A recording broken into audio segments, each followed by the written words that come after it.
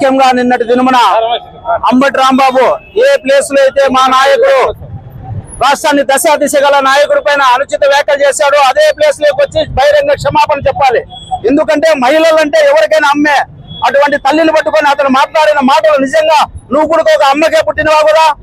మీ ఇంట్లో కూడా మహిళలు ఉన్నారు కదా, కనీసం మీ ఇంట్లో ఉన్న మహిళలు అమ్మ తల్లులారా మీరైనా రాంబాబుకి గట్టి పెట్టండి. మహిళలు ఆ విధంగా మాట్లాడకూడదు. మహిళలు ఎక్కడైనా గౌరవించాలి. మహిళలు ఎక్కడ గౌరవిస్తే, ఎక్కడ పూజింపబడితే అక్కడ మంచి జరుగుతుందని చెప్పేసి అంబటి రాంబాబుకి గట్టి పెట్టండి. ఎందుకంటే డైవర్స్ పాలిటిక్స్ అనేది వైఎస్ఆర్సీపీకి ఎప్పుడు కూడా అలవాటే.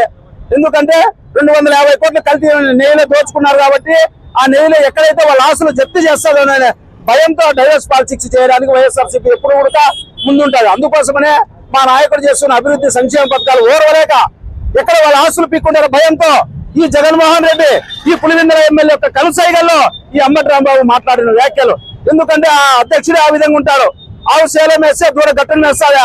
అధ్యక్షుడు ఆ విధంగా ఉన్నారు కాబట్టి నాయకులంతా అదే విధంగా ఉంటారు. కాబట్టి ఇకనైనా వైఎస్ఆర్సీపీ యొక్క ఆనాడు అధికారం ఎంత, ఈనాడు మీకు ఇచ్చిన 11 సీట్లు మీ యొక్క మాటలు మీ యొక్క ప్రవర్తనతోనే మీకు 11 సీట్లు పరిమితం చేశారు.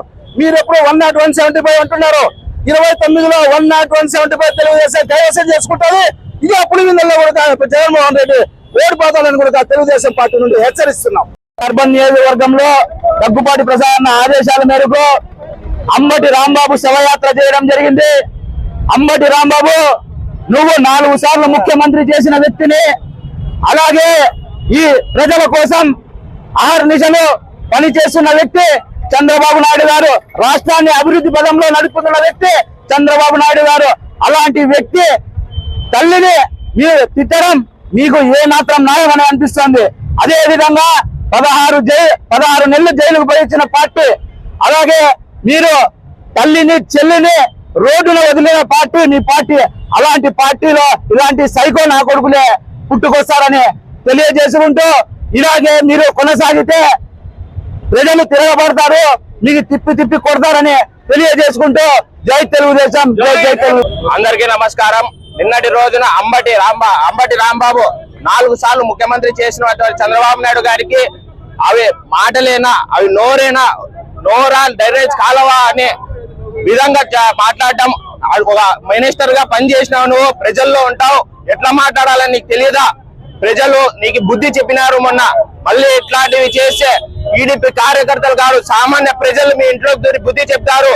ఏమి మాట్లాడుతున్నావు నువ్వు? అర్థమైతుందా?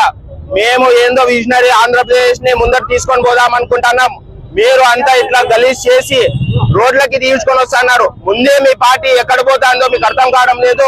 మీరు ఇట్లాంటి మాటలు మాట్లాడి ప్రజల్లో ఉండే మనిషివి నువ్వు. ప్రజలు ఏమనుకుంటారు? మీ ఇంట్లో ఆడవాళ్ళు, ఫస్ట్ మీ ఇంట్లో ఆడవాళ్ళు ఏం మాట్లాడతారు? ఇంట్లో ఆడవాళ్ళ ముందర మాట్లాడగలవా నువ్వు? ఈ మాటలని ఒకసారి అర్థం చేసుకో అంబటి రాంబాబు.